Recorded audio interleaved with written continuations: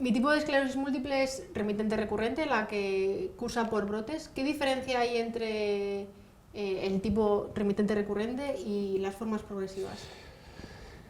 Mucha. Lo que sabemos hoy en día es que probablemente lo que pasa al principio de la enfermedad no es lo mismo que pasa al final. O sea, los mecanismos que dan lugar a los síntomas, a la lesión del cerebro, a los daños del cerebro al principio de la enfermedad, no son los mismos mecanismos que explican las formas progresivas.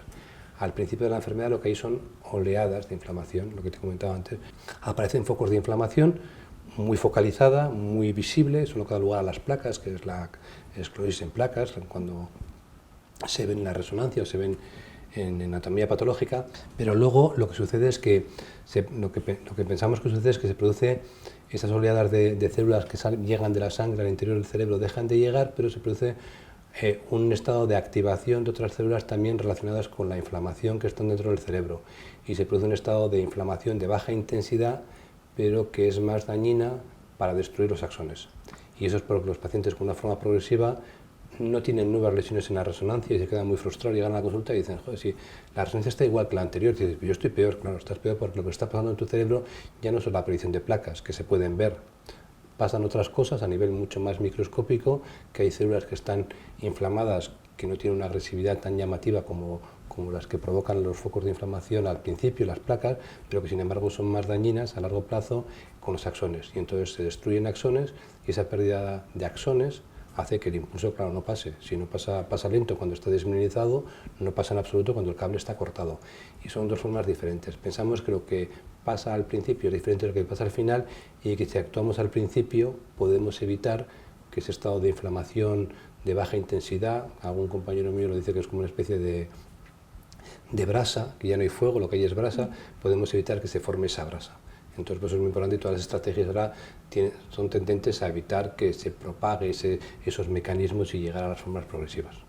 ¿Y es muy habitual tener al principio del diagnóstico un mayor número de brotes que luego pasados unos Claro, años? es lo característico. Al principio pues son cosas diferentes. Al principio probablemente son eso, es mucha inflamación muy aguda, muy visible, es lo habitual, y luego con el paso del tiempo los brotes van decreciendo, y muchas veces a partir de una cierta edad incluso pensamos que esta enfermedad se puede llegar a autolimitarse. También con el envejecimiento, con el paso del tiempo, lo mismo que nos salen canas o tenemos problemas por el paso del tiempo, también el sistema inmunológico, que es el responsable de toda esta historia, el que de alguna manera provoca la enfermedad, también va envejeciendo, y por eso hay problemas de autoinmunes o problemas relacionados con la inmunidad que son frecuentes en la juventud, cantidad de enfermedades, y en ciertos momentos de la vida son más frecuentes, por ejemplo, los tumores. Hay edades en las que hay un pico de incidencia de tumores. Eso es un poco guarda relación con el sistema inmunológico, cómo cambia a lo largo del tiempo.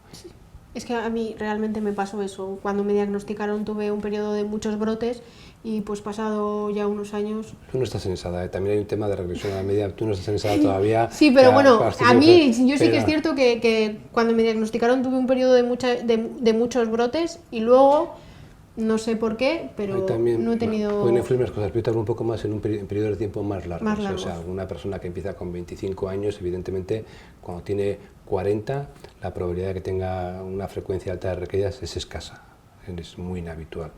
O sea, que es un poco el paso del Bueno, me tiempo. quedan unos pocos. Y un niño por llegar. Pero las cosas van cambiando. Pues decía que los mecanismos que actúan al principio no son los que actúan al final. Y va evolucionando. Y al principio, no, hay pacientes que tienen una recaída que ni se han dado cuenta y te llegan al cabo de 5 años con otra recaída, que es cuando haces el diagnóstico. O sea, al principio de la enfermedad son más frecuentes las recaídas, pero bueno, pues hay de todo. Así que pasan con el paso del tiempo, van decreciendo la frecuencia. Vale, y también, bueno, sé que hay muchas personas que tienen remitente recurrente que pasan a una forma progresiva. Mi pregunta es si pasamos todos a esa forma progresiva, que es la secundaria progresiva, creo, y cómo nos damos cuenta de que estamos pasando a esa forma progresiva.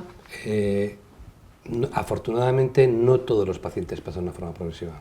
Y es más, cuando uno entra en una forma progresiva, no es irremediablemente progresiva. Son las limitaciones, una de las dificultades de hacer investigación con estas formas, en las que un paciente puede empeorar de manera paulatina y luego de repente quedarse estabilizado. no es un punto de no retorno. O sea, tú puedes tener una evolución progresiva y luego no. ¿Cómo se da cuenta un paciente? Pues porque progresa en relación a recaídas.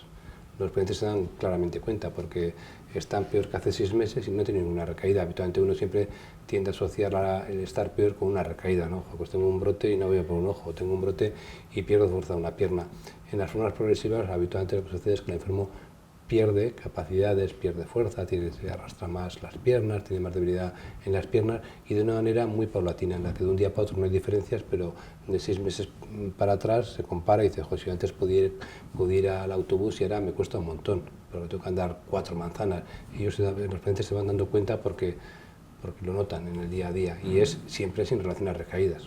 O sea, es un periodo de tiempo largo, por así decirlo, o sea, no es... ¿El que pasa entre las recaídas y las formas progresivas o el tiempo que el paciente se da cuenta de que sí, está peor que lo que sí. estaba hace un tiempo? Me has hablado de 6 meses, o sea, es un periodo sí, no es de un día para largo. otro, no. Si uno empeora de manera rápida, un paciente empeora de manera rápida, es por una recaída.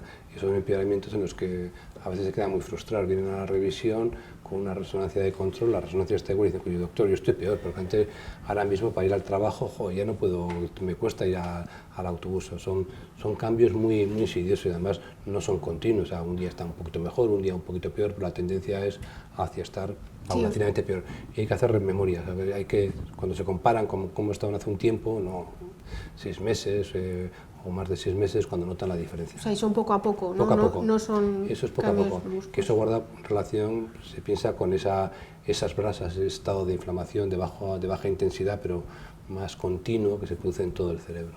¿Cuál es la diferencia entre una esclerosis múltiple primaria progresiva y secundaria progresiva? Pues que son conceptos que están ahora en fase de... A los nuevos criterios que hay ya se están entremezclando, pero un paciente clásicamente con una forma primeramente progresiva nunca ha tenido una recaída, siempre son pacientes que empiezan habitualmente ya con una cierta edad, a partir de los 40, a notar debilidad en las piernas y van poco a poco a peor.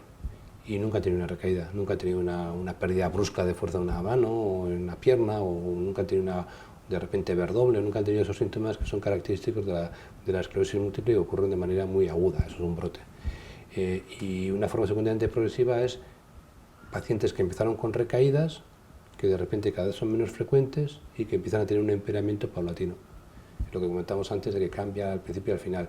¿Por qué los pacientes con formas primeramente progresivas no tienen nunca recaídas? Pues según algún difunto neurólogo que conocía bien la enfermedad, un francés, con Fabre, decía que eran unas formas frustres de la enfermedad, que la enfermedad son pacientes que se han saltado esa primera fase y llegan al final. Eso se desconoce. Y de hecho ahora ha cambiado la clasificación porque ahora mismo se cataloga a los pacientes con progresión o con actividad de la enfermedad. Actividades son brotes o placas. Y con progresión es que el enfermo progresa o no progresa, con matices. Ya hay nuevas clasificaciones para eso. Es un poco el ejemplo, mira, acabo de pensar, es como tienes todo el menú, desde el aperitivo hasta el postre, y otros tienen nada más el aperitivo y ya luego nos siguen porque no tienen más recaídas o tienen muy poquitas, uno entra de una forma progresiva y otros pues tienen todo el recorrido u otros tienen nada más el final.